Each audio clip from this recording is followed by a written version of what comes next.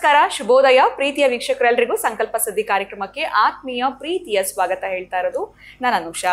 So first time channel ವೀಕ್ಷಿಸ್ತಿದ್ದೀರಾ ಅಂತಂದ್ರೆ ಈಗ ನಮ್ಮ ಚಾನಲ್ನ ಸಬ್ಸ್ಕ್ರೈಬ್ ಮಾಡಿ, ನಮ್ಮ ವಿಡಿಯೋಸ್ನ ಲೈಕ್ ಮಾಡಿ. ಇನ್ನೂ ಕೂಡ ನೀವು ಅಕ್ಷಯ ವೃಕ್ಷವನ್ನ ಬರ್ಮಾಡ್ಕೊಂಡಿಲ್ಲ ಅಂತಂದ್ರೆ ಸ್ಕ್ರೀನ್ ಮೇಲೆ ನಿಮಗೆ ಸಂಖ್ಯೆಗಳು ಬರ್ತಾ ಇದೆ.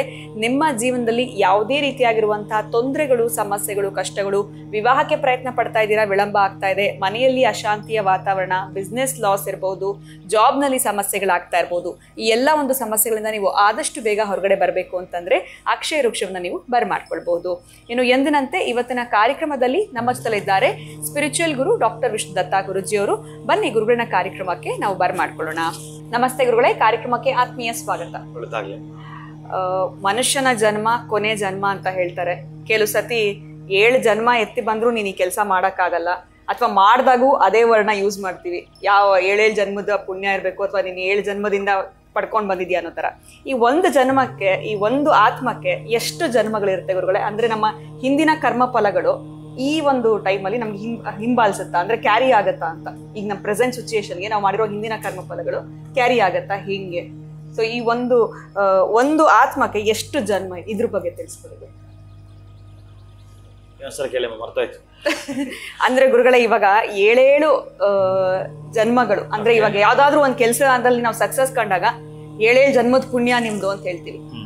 ಅದೇ ತರ ನಾವು ಮನುಷ್ಯನ ಜನ್ಮ ಕೊನೆಯದು ಅಂತ ಅಂತೀವಿ. ಸೊ ಮನುಷ್ಯ ಆದ್ಮೇಲೆ ಅದೇ ಲಾಸ್ಟ್ ನಮ್ದು ಅಂತ ಕೂಡ ಮಾತಾಡುವಾಗ ಹೇಳೋದನ್ನ ಕೇಳಿದೀವಿ. ಸೊ ಅದೇ ರೀತಿ ಈ ಒಂದು ಆತ್ಮಕ್ಕೆ ಎಷ್ಟು ಜನ್ಮ ಇರುತ್ತೆ ಗುರುಗಳೇ? ಓಂ ವಿಶ್ವಸ್ಮೈ ನಮಃ. ಪ್ರೀತಿಯ ಬಂಧುಗಳೇ, ನೀವು ಕೇಳಿರ್ತೀರಿ ಬಹುಶಃ 7 ಜನ್ಮದಲ್ಲೂ ನೀನೇ ನನ್ನ ಪತಿಯಾಗಿರ್ಬೇಕು, 7 ಜನ್ಮದಲ್ಲೂ ನೀನ ಸತಿಯಾಗಿರ್ಬೇಕು ಅನ್ನೋ ಕಾನ್ಸೆಪ್ಟ್ ಇದೆಯಲ್ಲ. ಇದೇ ಜನ್ಮ ಹೆಂಡಾದ್ರೆ ಬಹುಶಃ ಇದು ಮೊದಲನೇದಾದ್ರೆ ಇನ್ನು ಹೇಳಿದೆಯಲ್ಲ ಅಲ್ಲಿಗೆ, ಇದು ಮೊದಲನೇದ, ಇದು 7ನೇದ, ಹೆಂಗ್ ತಿಳ್ಕೊಳ್ತೀರಿ? ಹೌದು. ಒಂದು ಇಲ್ಲಿ ಮೂಲಕ್ಕೆ ಸ್ವಲ್ಪ ಹೋದಾಗ ನಿಮ್ಗೆ ಅರ್ಥ ಆಗತ್ತೆ. ಇಂಥ ಪ್ರಶ್ನೆಗಳು ಬಂದಾಗ ನನಗೊಂದಷ್ಟು ಖುಷಿ ತರೋದೇನು ಅಂತಂದರೆ, ಎಲ್ಲೋ ಯಾವತ್ತೋ ನಾನು ಓದಿದ್ದು ಅಥವಾ ನನಗೆ ಭಗವಂತ ದಯಪಾಲಿಸುವಂಥದ್ದನ್ನು ಜನರಿಗೆ ತಿಳಿಸುವಂಥದ್ದೊಂದು ಖುಷಿ ವ್ಯಕ್ತವಾಗತ್ತೆ. ಅದು ಈ ಪ್ರಶ್ನೆಲಿದೆ. ಇಲ್ಲಿ ಏನು ಅಂತಂದರೆ ಪಂಚಾಗ್ನಿ ಅಂತಿದೆ. ಪಂಚಾಗ್ನಿ ಅಂತಂದರೆ ಹೋಮ ಮಾಡೋದಲ್ಲ ಕೂತ್ಕೊಂಡು. ಈ ಪಂಚಾಗ್ನಿ ಅಂತಂದ್ರೆ ಈಗ ನೀವು ಹೇಳಿದ್ರಲ್ಲ ಆತ್ಮ, ಇದಕ್ಕೆ 5 ಕಡೆ ಕಳಿಸ್ಕೊಡ್ತಾರೆ. ಅದು ಮಾಡಿರತಕ್ಕಂತಹ ಕರ್ಮಫಲದ ತೀರಿ. ಇದಕ್ಕೆ ಜೀವಿಯನ್ನ ಹೋಮಿಸುವಿಕೆ ಅಂತ ಕರೀತಾರೆ. ಒಳ್ಳೆ ಪ್ರಶ್ನೆ ಕೇಳಿದ್ದೀರಿ ನೀವು. ಜೀವಿಯನ್ನ ಹೋಮಿಸುವಿಕೆಯಲ್ಲಿ ಮೊದಲು ಸ್ವರ್ಗದಲ್ಲಿ ಕೊಡ್ತಾನಂತೆ. ಇಲ್ಲೊಂದು ಶ್ಲೋಕ ಬರುತ್ತೆ, ನೆನಪು ಬಂದಾಗ ನಾನು ಅದನ್ನು ಹೇಳ್ತಾ ಬರ್ತೀನಿ. ಸ್ವರ್ಗಕ್ಕೆ ಮೊದಲು ಆ ಆತ್ಮವನ್ನ ಕಳಿಸಿಕೊಟ್ಟಾಗ ಖುಷಿಯಿಂದ, ಮೊದಲ ಸ್ವರ್ಗ ಅಂದ್ರೆ ಇನ್ನೇನು ಕಡಿಮೆ ಇದೆ, ಎಲ್ರಿಗೂ ಅದೇ ಬೇಕು. ಕ್ಷೀಣೆ ಪುಣ್ಯ ಮರ್ತ್ಯ ಲೋಕೆ ವಿಶಂತಿ. ಕ್ಷೀಣೆ ಪುಣ್ಯ ಮರ್ತ್ಯ ಲೋಕೆ ವಿಶಂತಿ. ಚೆನ್ನಾಗಿ ನೆನಪಿಟ್ಕೊಳ್ಬೇಕು ನೀವು. ಸ್ವರ್ಗದಲ್ಲಿ ಇದ್ದಾಗ ಮತ್ತೆ ಅಲ್ಲಿಂದ, ಆ ಸ್ವರ್ಗದಲ್ಲೊಂದು ಅಷ್ಟು ದಿನ ಇದೆ, ಅದಾದ್ಮೇಲೆ ಇನ್ನೊಂದು ಆ ಆತ್ಮಕ್ಕೆ ಅಲ್ಲಿ ಏನ್ ಬೇಕೋ ಎಲ್ಲ ಸಿಕ್ತು, ಎಲ್ಲ ಅನುಭವಿಸ್ತು. ಕ್ಷೀಣೆ ಪುಣ್ಯ ಅಂತ ಹೇಳ್ತಾ ಇದೆ. ಈ ಶ್ಲೋಕ ಚೆನ್ನಾಗಿ ನೆನಪಿಟ್ಕೊಂಡ್ರೆ ನಿಮ್ಗೆ ಕೊನೆ ತನಕ ಅರ್ಥ ಆಗುತ್ತೆ. ಕ್ಷೀಣೆ ಪುಣ್ಯ ಮತ್ತೆ ಲೋಕ ವಿಶಂತಿ ಅಂತ ಹೇಳ್ತಾನೆ. ಇಲ್ಲಿ ಈ ಸ್ವರ್ಗವನ್ನ ಅನುಭವಿಸಿರ್ತಕ್ಕಂತಹ ಆ ಒಂದು ಆತ್ಮಕ್ಕೆ ಅಥವಾ ಆ ಒಂದು ದೇಹಕ್ಕೆ ಅಂತ ಅನ್ಕೊಳ್ಳೋಣ, ಯಾಕಂದ್ರೆ ನಿಮ್ಗೆ ಇದು ಹೇಳಿದಾಗ ತುಂಬಾ ಈಸಿಯಾಗಿ ಅರ್ಥ ಆಗುತ್ತೆ. ಅದಾದ ನಂತರ ಅದನ್ನ ಪರ್ಜಿನ ಲೋಕ ಕಳಿಸ್ಕೊಡ್ತಾರಂತೆ. ಪರ್ಜಿನ ಲೋಕ ಅಂತಂದ್ರೆ ಮಳೆ. ಆ ಮಳೆ ಮೇಲಿಂದ ಧರೆಗೆ ಇಳಿದು ಭೂಮಿಯೆಲ್ಲ ಸಂಪೂರ್ಣವಾಗಿ ನೆನೆದು ಈ ಅಚ್ಚ ಹಸಿರ ಪಚ್ಚಬಳ ಕಡೆಗಳಂತ ಸ್ತಂಭಿದ ಮಂಜಿನ ಮನೆಗಳೆಂಬ ಮುತ್ತಿನ ಮಾಲವೆಂತರಿಸುವಂತ ಸಮಯ. ಅಂದ್ರೆ ಪೈರಾಗಿ ಬೆಳೀತಕ್ಕಂಥದ್ದು. ಒಟ್ಟಾರೆಯಾಗಿ ಸ್ವರ್ಗಲೋಕ, ಪರ್ಜನ್ಯ ಲೋಕ, ಭೂಮಿಗೆ ಬರ್ತಕ್ಕಂಥದ್ದು ಮರ್ತ್ಯಲೋಕ. ಈ ಮರ್ತ್ಯಲೋಕದಲ್ಲಿರ್ತಕ್ಕಂತಹದ್ದೇನಿದೆ ದವಸದಾನ ರೂಪದಲ್ಲಿ ಬರುತ್ತಂತೆ ಆತ್ಮ. ಸ್ವರ್ಗದಲ್ಲಿತ್ತು, ಮತ್ತೆ ಅದನ್ನ ಪರ್ಜನ್ಯ ಲೋಕ ಅಂದ್ರೆ ಮಳೆಯಾಗಿದ್ದು ಆ ಕಾಲಕ್ಕೆ ನೀನು ಹೋಗ್ಬೇಕು, ಅಂದ್ರೆ ಮಳೆಗಾಲಕ್ಕೆ. ಅಲ್ಲಿ ತನಕ ಅಲ್ಲೊಂದು ಪ್ರೊಸೆಸ್ ನಡೀತಾ ಇರುತ್ತೆ. ಆ ಪ್ರೊಸೆಸ್ ನಡೆದು ಮಳೆ ರೂಪದಲ್ಲಿ ಧರೆಗೆ ಬಂದಾಗ ಇಲ್ಲಿ ದವಸ ಧಾನ್ಯಗಳ ರೂಪದಲ್ಲಿ ನಿಮಗೆ ಸ್ವರ್ಗಲೋಕ ಆಯಿತು, ಪರ್ಜನ್ಯ ಲೋಕ ಆಯಿತು, ಮರ್ತ್ಯಲೋಕ ಆಯಿತು, ಮತ್ತೆ ಪುರುಷನ ಒಳಗಡೆ ಸೇರ್ಕೊಳ್ಳುತ್ತಂತೆ. ಆ ದವಸನ ತಿನ್ನುವ ಮುಖಾಂತರ ಪುರುಷನ ದೇಹವನ್ನ ಪ್ರವೇಶ ಮಾಡುತ್ತಂತೆ. ಆ ನಂತರ ಸ್ತ್ರೀಯ ಗರ್ಭವನ್ನ ಸೇರ್ಕೊಳ್ಳುತ್ತಂತೆ. ಅಲ್ಲಿಗೆ ಪಂಚಾಗ್ನಿ ಅಂದ್ರೆ ಇದು. ಈ 5 ಕೂಡ ಚೆನ್ನಾಗಿ ನೆನಪಿಟ್ಕೊಳ್ಬೇಕು. ಸ್ವರ್ಗ, ಪರ್ಜನ್ಯ, ಭೂಲೋಕ, ಇನ್ನು ಪುರುಷ, ಸ್ತ್ರೀ ಗರ್ಭವನ್ನ ಸೇರ್ತಕ್ಕಂತಹ ಈ ಆತ್ಮ. ಈ ಒಂದು ಪ್ರೋಸೆಸ್ ಅಂತ ಏನಿದೆಯೋ ಒಟ್ಟಾರೆಯಾಗಿ ಆ ಆತ್ಮ ಅಲ್ಲಲ್ಲಿ ಅನುಭವಿಸಿ ಬರುತ್ತೆ. ನೀವೇನಾದ್ರೂ ಒಳ್ಳೇದು ಮಾಡಿದ್ದರೆ ಸ್ವರ್ಗದಲ್ಲೇ ಎಂಡ್ ಆಗತ್ತೆ. ನೀವು ಮಾಡಿರೋ ಎಷ್ಟು ಪ್ರಶ್ನೆಗಳನ್ನು ಕರೆಕ್ಟಾಗಿ ಆನ್ಸರ್ ಮಾಡಿದಿರಿ ಅದಕ್ಕೆ ಸಂಬಂಧಪಟ್ಟ ಹುದ್ದೆ ನಿಮ್ಗೆ ಸಿಗುತ್ತೆ. ನೀವು DC ಅನ್ಕೊಂಡು ನಾನು DC ಆಗಬೇಕು ಅಂತ ಅನ್ಕೊಳ್ತೀರಿ, KS IAS, ಅದಕ್ಕೆ ಸಂಬಂಧಪಟ್ಟ ಶ್ರಮ ಇದೆಯಲ್ಲ. ಇಲ್ಲೂ ಅಷ್ಟೇನೆ, ನಿನ್ನ ಪುಣ್ಯ ಅಷ್ಟು ಅವಶ್ಯಕತೆ ಇದೆ. ಅದಕ್ಕೆ ನೀನು ಅಲ್ಲೇ ಸ್ಟಿಕಾನ್ ಆಗ್ಬೇಕಾದ್ರೆ ನಿಂದು ಏನಾದ್ರೂ ಬ್ಯಾಲೆನ್ಸ್ಡ್ ಇದೆ ಅಂದ್ರೆ, ಪಾಪವೂ ಅರ್ಧ ಇದೆ, ಪುಣ್ಯವೂ ಅರ್ಧ ಸಮ ಇದೆ ಅಂತಂದ್ರೆ ಎಸ್, ಈ 5 ಕೂಡ ಮತ್ತೆ ರಿಪೀಟ್. ಮತ್ತೆ ನೀನು ಅವಾಗ ತಾಯಿ ಗರ್ಭ ಸೇರಿದಾಗ ಮತ್ತೆ ಅನುಭವಿಸ್ತೀಯಲ್ಲ, ಮತ್ತೆ ಜನ್ಮ ಇದೆಯಲ್ಲ ನಿನಗೆ. ಈ ಪಂಚಾಗ್ನಿಗಳ ಈ ಚಕ್ರದಲ್ಲಿ ಯಾರು ಬರ್ತಾರೋ ಅವರಿಗೆ 7 ಜನ್ಮಗಳು ಇದೆ. ಅಂದ್ರೆ ಭಗವಂತನ 5 ನಾಮಕಗಳಲ್ಲಿ ಇಲ್ಲಿ ಅಡಕವಾಗ್ತವೆ. ಆ 5 ನಾಮಕಗಳು ಇಲ್ಲಿ ಹೇಳ್ತಾನೆ, ಅನಿರುದ್ಧ, ಪ್ರದ್ಯುಮ್ನ, ಸಂಕರ್ಷಣ, ವಾಸುದೇವ, ನಾರಾಯಣ. 5 ರೂಪಗಳೇ ಈ 5 ಲೋಕಗಳು. ಅದಕ್ಕಾಗಿ ಒಬ್ಬ ಜೀವಿ ಒಳ್ಳೆಯದನ್ನ ಮಾಡಿದಾಗ, ಏನೋ ನನ್ನ ಕರ್ಮ ಸರಿಯಿಲ್ಲ ಅಂತ ಅಂದಾಗ, ಅದಕ್ಕೆ ಸರಿಯಿಲ್ಲ ಕಣ, ಇನ್ನೊಂದ್ಸಲ ಎಕ್ಸಾಮ್ ಬರೀ, ಹೋಗು ಭೂಲೋಕಕ್ಕೆ, ಸ್ವಲ್ಪ ಒಳ್ಳೆ ಕೆಲಸ ಮಾಡು, ಅಷ್ಟು ಹಸುಗೆ ಮೇವ್ ಹಾಕು, ಒಂದಷ್ಟು ಬಡವರಿಗೆ ದಾನ ಮಾಡು. 100ಕ್ಕೆ 100 CC ಕ್ಯಾಮರಾ ನೋಡಿದಾಗ ನೋಡ್ತಾ ಇರುತ್ತೆ ವಿಶ್ವದ ಚಕ್ಷು. ಆ ಯೂನಿವರ್ಸ್ ಮನ ಗಮನಿಸ್ತಾನೆ ಇರುತ್ತೆ. ನೀವು ಮಲಗಿದ್ರು ಗಮನಿಸುತ್ತೆ, ನಿಮ್ಮ ದೇಹದಲ್ಲಿ ಪ್ರಾಣ ಇದ್ರೂ ಗಮನಿಸುತ್ತೆ, ದೇಹದಲ್ಲಿ ಪ್ರಾಣ ಇಲ್ಲ ಅಂದ್ರೂ ಅದು ನಿಮ್ಮನ್ನು ಗಮನಿಸ್ತಾನೆ ಇರುತ್ತೆ, ಬಿಡೋದೇ ಇಲ್ಲ. 1,000 ಕ್ಯಾಮರಾ ಹಾಕಿರ್ತಾನೆ ಭಗವಂತ ನಿಮ್ಮ ಸುತ್ತ, ಅದು ನಿಮ್ಗೆ ಕಣ್ಣು ಕಾಣಲ್ಲ ಅಷ್ಟೇ, ಆದ್ರೆ ಭಗವಂತನ ಗೊತ್ತಿದೆ. ನೀವು ಎಷ್ಟು ಸಲ ಮಲಗಿ ತಿರುಗಿ ಈ ಕಡೆ ಆ ಕಡೆ ತಿರುಗಿದ್ರೆ ಅದು ಕೂಡ ಕೌಂಟ್ ಆಗ್ತಾ ಇರುತ್ತೆ ಅವನ ಹತ್ರ. ಹಾಗಾಗಿ ಅವ್ರ್ಯಾರೋ ನೋಡ್ಬೇಕು ಅಂತ ಮೇವು ಹಾಕೋದಾಗ್ಲಿ, ಇನ್ಯಾರೋ ನೋಡ್ಬೇಕು ಅಂತೇಳಿ ನೀವು ತೋರ್ಸ್ಕೊಳಕ್ಕೆ ಯಾವುದು ಮಾಡಬೇಡಿ. ಒಟ್ಟಾರೆ ನನ್ನ ಕರ್ಮ ಸವಿದು ನಂದೊಂದು ಉದ್ಧಾರದ ಹೇತುವಿನ ಕಡೆ ನಡೆಯಬೇಕು ಅಂತಂದ್ರೆ ಈ ಪಂಚಾಗ್ನಿಗಳ ಚಕ್ರದಲ್ಲಿ ಯಾರ್ಯಾರು ಎಲ್ಲಿ ನಿಲ್ತಾರೆ ಅಲ್ಲಿ ನಿಂತು ಬಿಡ್ತಾರೆ. ಅಂದ್ರೆ ಒಳ್ಳೇದು ಮಾಡಿದ್ರೆ ಒಳ್ಳೆ ಜಾಗದ ಸ್ಟೇ ಆಗ್ತಾರೆ. ಅಂದ್ರೆ ನಾನು ಜಾಸ್ತಿ ಮಾತಾಡೋದೇ ಬೇಡ. DC ಆಗ್ಬೇಕಂದ್ರೆ ಎಷ್ಟು ಓದ್ಬೇಕು, ನಾನೊಬ್ಬ ಯಾವುದೋ ಫ್ಯಾಕ್ಟ್ರಿಗೆ ಸೆಕ್ಯೂರಿಟಿ ಆಗ್ಬೇಕಂದ್ರೆ ಎಷ್ಟೆಲ್ಲ ಫೇಲ್ ಆಗಬೇಕು. ನಾನಿಲ್ಲಿ ಯಾರನ್ನು ಕೂಡ ಕೀಳು ಮಟ್ಟದಲ್ಲಿ ಕಾಣ್ತಿಲ್ಲ. ಎಷ್ಟರ ಮಟ್ಟಿಗೆ ನಾವು ಬರೀತೀವೋ ಆಗಿರ್ತೀವಿ ಅನ್ನೋದು ಪ್ರತಿಫಲ ಇರುತ್ತೆ. ಸ್ವರ್ಗದಲ್ಲೇ ಇರಬೇಕಾ, ಅದಕ್ಕೆಷ್ಟು ನಿನ್ನ ಪುಣ್ಯ ಇದೆ ಅಲ್ಲಿ. ನೀವು ಮತ್ತೆ 7 ಜನ್ಮಗಳು ಮತ್ತೆ ರಿಪೀಟ್ ಆಗ್ಬೇಕಾ? ನೀನು ಮಾತು ಕೊಟ್ಬಿಟ್ಟಿದ್ದಿಲ್ಲ ನಿನ್ನ ಸತಿಗೆ 7 ಜನ್ಮಕ್ಕೆ ನಾನು ಬರ್ತೀನಿ ಅಂತ. ಹಾಗೂ ಮತ್ತೆ ಬಾ, ಈ ಪಂಚಾಗ್ನಿ ಒಳಗಡೆ ರೌಂಡ್ ಅಪ್ ಆಗ್ತಾನೇ ಇರ್ತೀಯ. ಬಹುಶಃ ನಮಗದು ಗೊತ್ತೇ ಆಗಲ್ಲ ರೌಂಡ್ ಹೊಡೆಯುವಂಥದ್ದು. ನಾಳೆ ಏನು ನಾಳೆದ್ದೇನು ಅಂತ ಗೊತ್ತೇ ಇರಲ್ಲ. ನಾವು ಕೇಳಿಸ್ಕೊಂಡಾಗ ಆಶ್ಚರ್ಯ ಆಗುತ್ತೆ ಕೆಲವೊಂದು ಬಾರಿ. ಈ ಹಿಂದೆ ನಮಗೆ ಗೊತ್ತೇ ಇರಲಿಲ್ಲ, ಪಾಪ ಹಿಂಗೆಲ್ಲ ಆಗುತ್ತೆ. ನಮಗೆ ಈ 18 ವರ್ಷ ಆದ್ಮೇಲೆ RCB ಹೊಡೆದು ಬಿಡ್ತಾರೆ, ಆಮೇಲೆ ಹಿಂಗಾಗತ್ತೆ. ಅಲ್ಲಿ ಕ್ರಿಕೆಟಲ್ಲಿ ಇದ್ದಿದ್ದು 11 ಜನ, ಇಲ್ಲಿ ಕಳೆದದ್ದು 11 ಜನ. ಇದೆಲ್ಲ ಮಾತಾಡಕ್ಕೆ ಹೋದ್ರೆ ಒಂದು ನಂಬರು, ಮತ್ತೆ ನಾನು ಮಾತಾಡೋದು ಬೇಡ, ಇಲ್ಲಿ ಇನ್ಯಾವುದೋ ತಿರು ಪಡೆದುಕೊಡೋದು ಬೇಡ. ಆ ನೊಂದ ಮನಸ್ಸುಗಳನ್ನು ಸಾಂತ್ವನ ಹೇಳುವಂಥದ್ದು, ಸಾಧ್ಯವಾದಷ್ಟು ಆತ್ಮಗಳಿಗೆ ಶಾಂತಿ ಸಿಗುವಂಥದ್ದು. ಯಾರೋ ಮಾಡಿರೋ ತಪ್ಪು ಇನ್ಯಾರ ಮೇಲೆ ಹಾಕೋದಿದೆಯಲ್ಲ. ಕೃಷ್ಣನ ಮೇಲೆ 5ರಿಂದ 6 ಸಲ ಅಪವಾದಗಳು ಬಂದಿದೆ. ಅದಕ್ಕೆ ನಿಮ್ಮ ಮೇಲೆ ಬಂದು ಬಿಟ್ಟಿದೀಯಾ, ಮೌನವಾಗಿರ್ಬೇಕು, ತಡ್ಕೊಳ್ಳಿ. ಗೊತ್ತಿಲ್ವಲ್ಲ ನಿಮ್ಮದು ಯಾವುದೋ ಒಂದು ಅಷ್ಟು ಪರ್ಸೆಂಟೇಜ್ ಪೀಡೆ ಇತ್ತಪ್ಪ, ಆ ಒಂದು ಅಪವಾದದ ಹಿಂದೆನೇ ಅದು ಹೋಗುತ್ತೆ. ಇನ್ನು ನೀನು ನೆಕ್ಸ್ಟ್ ಮಂತ್ ನಿಮ್ಗೆ ಅದೃಷ್ಟ ಒಂದು ಲಾಟ್ರಿ ಹೊಡಿಬೇಕಂದ್ರೆ ತಡ್ಕೋ ಇದನ್ನ. ನಿನಗೆ ಇದನ್ನು ತಡ್ಕೊಳ್ಳೋಕ್ಕೂ ಆಗಲ್ಲ, ಅದನ್ನು ತಡ್ಕೊಳ್ಳೋ ಆಗಲ್ಲ, ಸಣ್ಣ ಗಾಯ ಆದ್ರೂ ತಡ್ಕೊಳಕ್ಕಾಗಲ್ಲ, ನೀನು ಮಾನಸಿಕವಾಗಿ ತಡ್ಕೊಳಕ್ ರೆಡಿ ಇಲ್ಲ, ಫಿಸಿಕಲಿ ನೀನು ತಡ್ಕೊಳಕ್ ರೆಡಿ ಇಲ್ಲ ಅಂದಾಗ ಇನ್ನು ಬ್ಯಾಲೆನ್ಸ್ ಎಲ್ಲ ಹಾಕೋದು. ಮನೇಲಿ ಕಸ ಇದೆಯಲ್ಲಪ್ಪ, ಕಸ ಗುಡಿಸ್ಬೇಕು, ತೆಗೆದಿದ್ದ ಕಸನ ಎಲ್ಲ ಹಾಕೋದು, ಅದು ಎಲ್ಲೊಂದು ಭೂಮಿ ಮೇಲೆ ಇರಬೇಕು. ಅದನ್ನ ಇಲ್ದಾಗ ಮಾಡಕ್ ಸಾಧ್ಯವೇ ಇಲ್ಲ.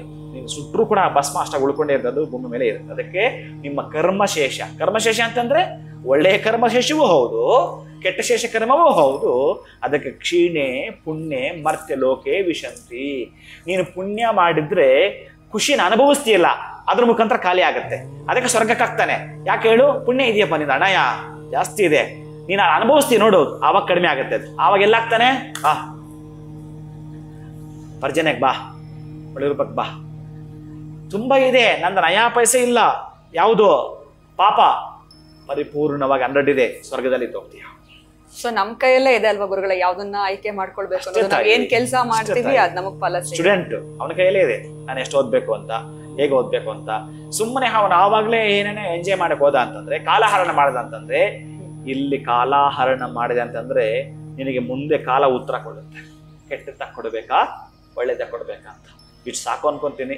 ಬೇಕು ಅಂದ್ರೆ ಭಾಗವತ್ ಥರ ಮುಂದಕ್ಕೆ ಹೋಗ್ಲಿಕ್ಕೆ ಆ 7 ಜನ್ಮಕ್ಕೂ. ಅದಕ್ಕೆ ಜಾತಕದಲ್ಲಿ ಈ ಮೋಕ್ಷಕಾರಕ ಕೇತು 12ನೇ ಮನೆಗೆ ಬಂದ್ರೆ ಲಾಸ್ಟ್ ಜನ್ಮ ಅಂತ ನಾವ್ ಹೇಳ್ತೀವಿ. ಎಷ್ಟರ ಮಟ್ಟಿಗೆ ಸತ್ಯ ಅದು ಇಲ್ಲಿ ಹೇಳ್ತಾನೆ, ಎಷ್ಟರ ಮಟ್ಟಿಗೆ ಸತ್ಯ ಅಂತ. ಕೇತುವಿನ ಅದಕ್ಕೆ ನಾವೆಲ್ಲೋ ಒಂದು ಅಷ್ಟು ಓದ್ಕೊಂಡು ಮಾತಾಡೋದು ಕರೆಕ್ಟ್ ಅಲ್ಲ, ಅನುಭವಿಸ್ಬೇಕಾಗತ್ತೆ ಕೆಲವೆಲ್ಲ ಕೂಡ. ಅದಕ್ಕೆ ನಾನು ಈ ಕವಚಗಳು ಯಾಕೆ ಕೊಡ್ತೀನಿ ಅಂತಂದ್ರೆ, ಇನ್ನು ಇದಕ್ಕೆಲ್ಲ ಇಷ್ಟು ಕತೆ ಹೇಳೋದು ಬೇಡ ಅಂತ ಈ ರಾಹುದು ಕೇತುದು ಕವಚ ಅಷ್ಟೋತ್ತರ ನಾನು ಯಾರಿಗಾದ್ರೂ ಸಜೆಸ್ಟ್ ಮಾಡಿರ್ತೀನಿ ಅಂತಂದ್ರೆ, ಈ 1-5 ಕಾಂಬಿನೇಷನ್ ಅಷ್ಟೋತ್ತರ ಹೇಳೋದು ಅಷ್ಟೋತ್ರದಲ್ಲೇ ಇರ್ತವೆ ನಿಮ್ಗೆ ಅರ್ಥ.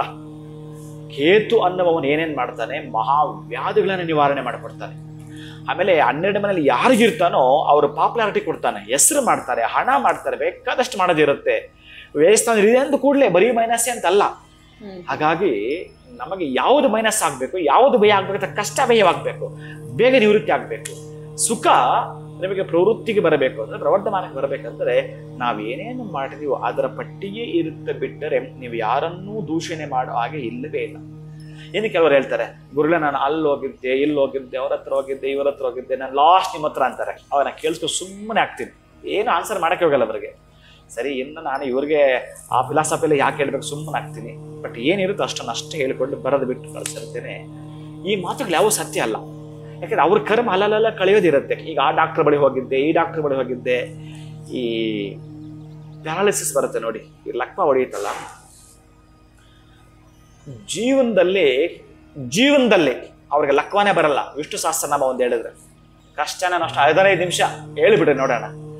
ಆ ವಿಷ್ಣು ಸಹಸ್ರನಾಮ 5 ವರ್ಷ ಹೇಳಿದವನಿಗೆ ಪ್ಯಾರಾಲಿಸಿಸ್ ಬಂದು ನನ್ನ ಮನೆ ತೋರಿಸಿ ನೋಡೋಣ, ನಾನು ಪೆನಾಲ್ಟಿ ಚಾನ್ಸೇ ಇಲ್ಲ. ನಾವು ಇದನ್ನು ಮಾಡಲ್ಲ, ಅದನ್ನು ಮಾಡಲ್ಲ. ಯಾವುದೋ ಒಂದು ಹೇಳ್ಬಿಟ್ರೆ ಆಕಾಶನ ನಮಗ್ ಬೇಕು, ನಮ್ಮ ಹೆಸರು ಬರ್ಕೋಬೇಕು, ನಮ್ಮ ಹೆಸರು ಬರ್ಕೊಂಬಿಡ್ಬೇಕು. ಇನ್ಯಾವುದಾದ್ರು 2 ಸ್ತೋತ್ರ 4 ಸಲ ಹೇಳಿದ್ರೆ ವಿಧಾನಸೌಧ ನಮ್ಮ ಹೆಸರು ಬರ್ಕೋಬೇಕು. ಈ ಲೆವೆಲ್ ನಾವಿರ್ತೀವಿ. ನೀವು ನಿಮಗೆ ಗೊತ್ತಾಗದಂಗೆ ಕೆಲಸ ಮಾಡಿ, ನಿಮಗೆ ಗೊತ್ತಿಲ್ದಂಗೆ ಭಗವಂತ ಕೊಟ್ಬಿಡ್ತಾನೆ. ಏನು ಕೊಡಬೇಕು ಅದನ್ನು ಕೊಟ್ಟೆ ಕೊಡ್ತಾನೆ. ದರ್ಪ ಯಾವ ಕಾರಣಕ್ಕೂ ಮಾಡಬೇಡಿ.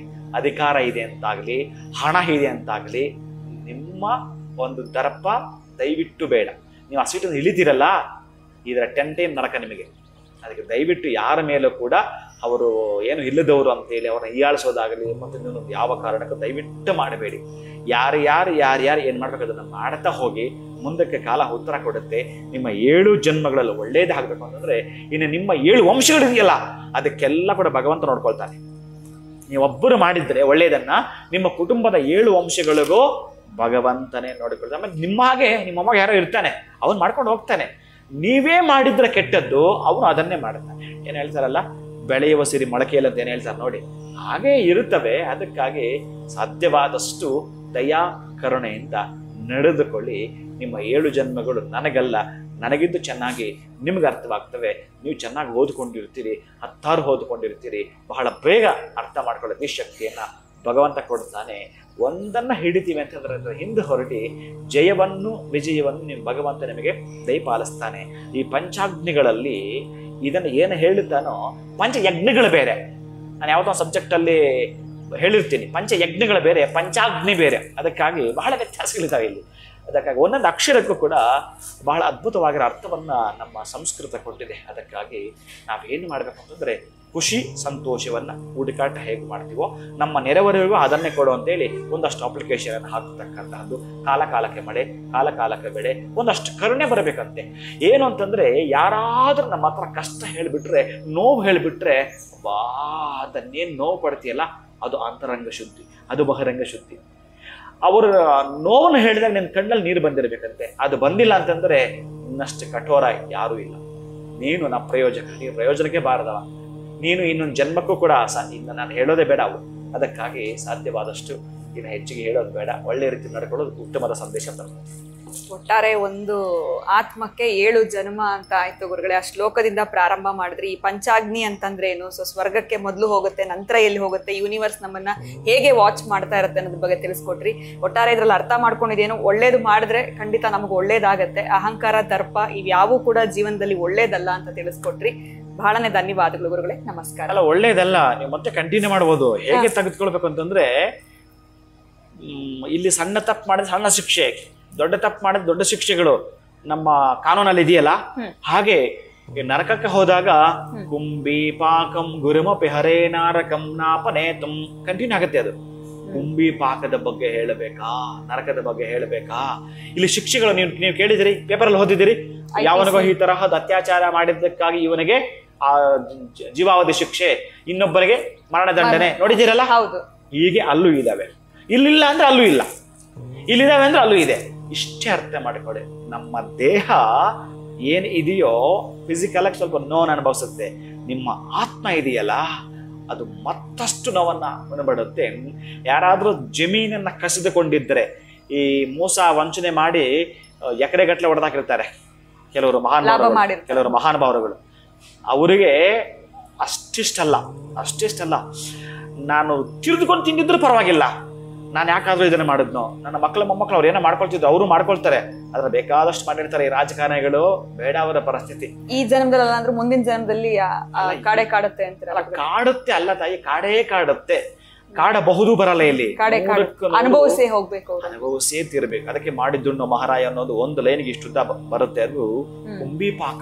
ಆ ಪಾಕದಲ್ಲಿ ಹಾಕಿದಾಗ ಬೆಲೆ ಬೆಲೆ ಬೆಲೆ ಬೆಲೆ ಬೆಲೆ ಅನ್ನತ್ತಲ್ಲ, ಎಲ್ಲ ನೆನಪು ಬರುತ್ತೆ. ಅದಕ್ಕೆ ತಾಯಿ ಗರ್ಭದಲ್ಲಿದ್ದಾಗ್ಲೂ ಕೂಡ ಈ ಪಂಚಾಗ್ನಿಗಳ ಅನುಭವಿಸಿ ಬಂದ ಮೇಲೆ ಆ ಮಗುಗೆ 1ನೇ ತಿಂಗಳು, 2ನೇ ತಿಂಗಳು, 3ನೇ ತಿಂಗಳು, 4ನೇ ತಿಂಗಳು, 5ನೇ ತಿಂಗಳು, 6ನೇ ತಿಂಗಳ ತನಕ ಆ ಅವಯವಗಳು ರೆಡಿ ಆಗ್ತವೆ. ರಕ್ತ, ಮಾಂಸ, ಮಸ್ತಿ, ಮಜ್ಜ ಉತ್ಪತ್ತಿ ಆಗ್ತವೆ. 7ನೇ ತಿಂಗಳು ಬೆಲೆ ಅನ್ನುತ್ತೆ. ಅದು ಯಾಕೆ ಗೊತ್ತಾ? ಹಿಂದಿನ ಜನ್ಮ ನೆನಪು ಮಾಡ್ತಾನೆ ಆ 7ನೇ ತಿಂಗಳಲ್ಲೇ. ಅದಕ್ಕೆ 7 ಜನ್ಮ. ಆ 7ನೇ ತಿಂಗಳಲ್ಲಿ ಆ ಮಗುವಿಗೆ ಹಿಂದಿನದ್ ನೆನಪು ಮಾಡಿಸ್ತಾನೆ. ನೋಡಿಲ್ಲ ಒಂದ್ಸಲ ನಿನ್ನ ಹೆಂಡತಿ ಮಕ್ಕಳು ನೋಡಿಲ್ಲಿ, ಇಲ್ಲಿ ಬಿಟ್ಟು ಬಂದಿದ್ದೀವಿ ಇವ್ರನ್ನ. ಆ ಕಡೆಗೆ ಹೋಗ್ಲಾ ಅಥವಾ ಈ ಕಡೆ ಬರಲ್ಲ, ಆ ಕಡೆಗೆ ಹೋಗ್ಲಾ ಈ ಕಡೆ ಬರಲ್ಲ. ಕೆಲವರೊಬ್ರು ತ್ರಿಶಂಕುಸ್ತಿ ತೆಗೆದುಕೊಂಡಿರ್ತಾರಲ್ಲ, ಆ ನೋವು ಪಡುತ್ತೆ. ಅದು ಈ 8 ತಿಂಗಳಿಗೆ ಬಂದಾಗ ಅದನ್ನ ಮರೆಮಾಚುತ್ತಾನೆ. 9ಕ್ಕೆ ಬಂದಾಗ ಸಂಪೂರ್ಣವಾಗಿ ಮರೆಮಾಚಿಲ್ಲ. ಅವನ ಹತ್ರ ಇರೋದು ಸ್ವಿಚ್ ಆಫ್ ಮಾಡ್ತಾನೆ, ಸ್ವಿಚ್ ಆನ್ ಮಾಡ್ತಾನೆ. ಬೆಳಗ್ಗೆ ಬರುತ್ತೆ, ಸ್ವಿಚ್ ಆಫ್ ಮಾಡುತ್ತೆ, ಕತ್ತಲೆ ಬರುತ್ತೆ. ಅದಕ್ಕೆ ನಮಗೆ ಯಾವುದು ಬೇಕೋ, ಆನ್ ಬೇಕಾ ಆಫ್ ಬೇಕಾ ನಾವೇ ಮಾಡಿಕೊಳ್ತಕ್ಕಂಥದ್ದೇ. ಆ 9 ತಿಂಗಳು ಹೇಳಿದಾನಲ್ಲ, ಬಹಳ ವಿಶೇಷ ಅಡಕವಾಗಿದೆ. ಎಷ್ಟು ಹೋಗುತ್ತೆ ಅದು ಅಂತಂದ್ರೆ, ಈ ನಮ್ಮ ಹುಡುಗ ನನಗೆ ಕೂತ್ಕೊಂಡು ಕೇಳುವಾಗ ಒಂದು ಪ್ರಶ್ನೆ ಮಾಡ್ದ, ಏನು ಗುರುಗಳು ಈ ಸಂಖ್ಯೆಗಳೆಲ್ಲ ಏನಕ್ಕೆ ಇಡ್ತಾರೆ ಅವರು? 9 ಹಾಕ್ಬೇಕು, ಪೂರ್ಣ ಇನ್ನೂ ಹೋಗ್ಬೋದಾಗಿತ್ತಲ್ಲ ಮುಂದಕ್ಕೆ, ಇವೆಲ್ಲ ಕೇಳ್ಕೊಂಡು ಬರ್ತಾನೆ. ಅವನಿಗೆ ಸಣ್ಣದೊಂದು ಚುಟುಕ ಹೇಳಿ ಅವನ ಮನಸ್ಸು ಉಲ್ಲಾಸ ಮಾಡ್ಬೇಕಲ್ಲ. ಅದಕ್ಕಾಗಿ ಅವನಿಗೆ ಏನು ಹೇಳಿದ್ದು ಅಂತಂದ್ರೆ, ನೋಡಪ್ಪ 9 ಅಂದ್ರೆ ದಿನಕ್ಕೆ 9 ಲೋಟ ನೀರು ಕುಡಿಬೇಕು ಅಂತ 9 ಸಂಖ್ಯೆ ಇಟ್ಟಿರೋದು, 9 ಇಟ್ಟಿರ್ತಕ್ಕಂಥದ್ದು. 8 ತಾಸು ನೀನು ನಿದ್ದೆ ಮಾಡಬೇಕು ಅಂತ 8 ತಾಸು ಇರತಕ್ಕಂಥದ್ದು. ಮತ್ತೆ 7 ಅಂತಂದ್ರೆ ಜೀವನದಲ್ಲಿ 7 ಅದ್ಭುತಗಳನ್ನ ನೀನು ನೋಡ್ಬೇಕು ಅಂತ, ಅಷ್ಟು ಸಾಧಿಸ್ಬೇಕು ನೀನು ಅಂತ 7 ಅದ್ಭುತಗಳನ್ನ ನೋಡ್ತಕ್ಕಂಥದ್ದು. ಮತ್ತೆ 6 ಹಂಗೆ ಕೇಳ್ತಾನೆ. 7 ಆದ್ಮೇಲೆ 7 ಜೀವನದಲ್ಲಿ 7 ಅದ್ಭುತಗಳು ನೋಡ್ಬೇಕು ಅಂದ್ಮೇಲೆ ಇನ್ನು 6 ಇದೆಯಲ್ಲ, 6 ಏನು? 6 ಅಂತಕ್ಕಂತಹದ್ದು ನಮ್ಮ ಜೀವನದಲ್ಲಿ ನಾವು ತೆಗೆದುಕೊಳ್ಳೋ ಸಂಬಳದ ಸಂಖ್ಯೆ ಆಗಿರ್ಬೇಕಂತೆ. 1 ಲಕ್ಷಕ್ಕೆ ಎಷ್ಟು ಸಂಖ್ಯೆಗಳು ಬರ್ತವೆ, ಅದ್ರ ಮೇಲ್ಪಟ್ಟು ಆ 6 ಇದೆಯಲ್ಲ, ಆ ಸಂಖ್ಯೆ ಮೇಲ್ಪಟ್ಟು ನಿನ್ನ ದುಡಿಮೆ ಇರ್ಬೇಕಂತೆ. ಮತ್ತೆ 5 ಏನು? 5 ಏನಂತ ತೋರಿಸ್ತಕ್ಕಂಥದ್ದು. ಈ 6 ಕರೆಕ್ಟ್ ಇಷ್ಟದಂದ್ರೆ ಆ 5 ಅನ್ನುವಂಥದ್ದು ಆ 7 ದಿನದಲ್ಲಿ 5 ದಿನ ನೀನು ದುಡಿ ಅಂತ, 5 ದಿನ ನೀನು ದುಡಿ ಅಂತ. ಮತ್ತೆ 4 ಅಂತಕ್ಕಂತಹದ್ದು ನಿನ್ನ ಹತ್ರ ಎಷ್ಟಾದ್ರೂ ಕಷ್ಟಪಟ್ಟಿರೋ ಒಂದು 4 ಚಕ್ರದ ವಾಹನ ಇಲ್ಲಿ ನಿನ್ನ ಹತ್ರ. ಮತ್ತೆ 3 ಅಂತಂದ್ರೆ 3 BHK ಒಂದು ಮನೆ, ನಿನಗೊಂದು, ನಿಮ್ಮ ಮಕ್ಕಳಿಗೆ ಇನ್ಯಾರು ಬಂದ 3 BHK ಒಂದು ಮನೆ 3. ಮತ್ತೆ 2 ಅಂತಂದ್ರೆ 2 ಮುದ್ದಾದ ಮಕ್ಕಳಿರ್ಲಿ ಅಂತ, ಒಂದು ಮಡದಿ ಇರ್ಲಿ ಅಂತ. ಮತ್ತೆ 0 ಅಂತಂದ್ರೆ ಟೆನ್ಷನ್ ಫ್ರೀ ಇರ್ಲಿ ಅಂತ, 0 ಲೆವೆಲ್ ಟೆನ್ಷನ್ ಫ್ರೀ. ಅವ್ನು ಮತ್ತೆ ನಾನು ಪ್ರಶ್ನೆ ಮಾಡ್ತಾನೆ, ಅಲ್ಲ ಅಣ್ಣ, ಒಂದು ಮಡ್ದಿನ ಕಟ್ಕೊಂಡ್ಮೇಲೆ ನಾವ್ ಹೆಂಗನ ಟೆನ್ಷನ್ ಫ್ರೀ ಇರೋದು? ಹೆಚ್ಚಿಗೆ ರೈಸ್ ಆಗುತ್ತೆ, ಅಲ್ಲಿ ಹೆಚ್ಚಿಗೆ ಆಗತ್ತೆ ಅಂದ್ರೆ ಅವರವರ ಹೇಳಿಕೆಗಳಿದು. ಒಂದಷ್ಟು ನಿಮಗೆ ಫನ್ ಆಗೇನೋ ಖುಷಿಯಾಗಿ ಇರ್ತಕ್ಕಂಥದ್ದು. ಆದರೆ ಈ 9 ಸಂಖ್ಯೆಗಳಲ್ಲಿ ಭೂತ ಭವಿಷ್ಯತ್ ವರ್ತಮಾನ ಒಡಗಿದೆ. ಯಾಕೆ 9 ತಿಂಗಳಿಗೆ ಗರ್ಭದಿಂದ ಆಚೆ ಬರಬೇಕು, ಇನ್ನೊಂದು 13 ತಿಂಗಳು ಇಡೋದು? ಈ ಆನೆ ಇದೆಯಲ್ಲ 18 ತಿಂಗಳು ಹೊತ್ಕೊಳ್ಳುತ್ತೆ. ಅದು 18ರಿಂದ 19 ತಿಂಗಳು ಆನೆ ಮರಿ ಹಾಕ್ಬೇಕಾದ್ರೆ ವೇಟ್ ಮಾಡ್ಬೇಕು ನೀವು. ಅದರ ತಾಯಿಗೆ ಮಾತ್ರ ಹಾಕಿಟ್ಟಿದ್ದಾನೆ. ಈಗ ಒಂದೊಂದು ಸಂಖ್ಯೆಗೂ ನನ್ನ ಮಹತ್ವ ಇದೆ. ಅದಕ್ಕೆ 7ನೇ ತಿಂಗಳಲ್ಲಿ ಜ್ಞಾಪಕ ಮಾಡಿಸ್ತಾನೆ. ಅದಕ್ಕೆ ಆ ಮಗುವಿಗೆ ಚೀರಾಟ ಮಾಡಿಬಿಡತ್ತೆ. ಒದ್ದಾಟ ಮಾಡಿಬಿಡುತ್ತೆ. ಅರೆ ನಾನು ಮತ್ತೆ ಅವ್ರು ನೋಡ್ಕೊಳ್ಬೇಕಂತ ಹೋಗುತ್ತೆ, ಆಗಲ್ಲ, ಈ ಕಡೆ ಬಂದಾಗಿದ್ದೀನಿ, ಈ ಪೆಟ್ಟಿಗೆ ನೀನು ಹಾಕಲಾಗಿದೆ, ಇನ್ನೊಂದು ಹಿಂಬದಿ ಪೆಟ್ಟಿಗೆ ಸಾಧ್ಯವಿಲ್ಲ, ಮತ್ತೆ ಬಾ, ಮತ್ತೆ ನಿನ್ನ ಪಂಚಾಗ್ನಿಗೆ ಸ್ಟಾರ್ಟ್. ಹೀಗೆಲ್ಲ ಇರ್ತವೆ ಕರ್ಮ ಸಿದ್ಧಾಂತ ಸಬ್ಜೆಕ್ಟ್ ಅದು. ಅದಕ್ಕೆ ಮಾತಾಡಿದ್ರೆ ಅದೊಂದು 1 ತಾಸು 2 ತಾಸು ಹೋಗೋ ಸಾಧ್ಯತೆ ಇರುತ್ತೆ. ಖಂಡಿತ ಅದು ನಿಜಕ್ಕೂ ಇಂಟ್ರೆಸ್ಟಿಂಗ್ ಆಗಿತ್ತು ಗುರುಗಳೇ. ಈ 9 ರಿಂದ 0 ತನಕ ಏನದು ಅದ್ಭುತಗಳು ಅಂತ ತಿಳಿಸ್ಕೊಟ್ರಿ. ಬಹಳ ಉತ್ತಮವಾಗಿರುವಂಥ ವಿಚಾರ ತಿಳಿಸ್ಕೊಟ್ರಿ. ನಮಗೆ ಗೊತ್ತಿಲ್ಲಿರೋಂಥ ವಿಚಾರಗಳನ್ನ ಹೇಳಿದ್ದೀರಾ. ಇದನ್ನು ಕೇಳಿದ್ಮೇಲೆ ಇಲ್ಲಿವರೆಗೂ ಒಂದು ಲೆಕ್ಕ, ಇನ್ನು ಮುಂದೆ ಆದರೂ ನಾವು ಒಳ್ಳೆ ರೀತಿಯಲ್ಲಿ ನಡ್ಕೊಳ್ಬೇಕು, ಯಾವುದೇ ರೀತಿಯಾಗಿರುವಂಥ ದರ್ಪ ಅಹಂಕಾರಗಳನ್ನ ತೋರಿಸಬಾರ್ದು ಜೀವನದಲ್ಲಿ ಅನ್ನೋದನ್ನ ತಿಳಿದುಕೊಂಡ್ವಿ. ಧನ್ಯವಾದಗಳು, ನಮಸ್ಕಾರ. ಹರೇ ಶ್ರೀನಿವಾಸ. ಉತ್ತಮವಾಗಿರುವಂಥ ವಿಚಾರವನ್ನ ಈ ಒಂದು ವಿಡಿಯೋದಲ್ಲಿ ನಮಗೆ ಗುರುಗಳು ತಿಳಿಸ್ಕೊಟ್ಟಿದ್ದಾರೆ. ತಮ್ಮೆಲ್ಲರಿಗೂ ಇವತ್ತಿನ ವಿಡಿಯೋ ಇಷ್ಟ ಆಗಿದೆ ಅಂತ ಭಾವಿಸ್ತೀನಿ. ನಮಸ್ಕಾರ.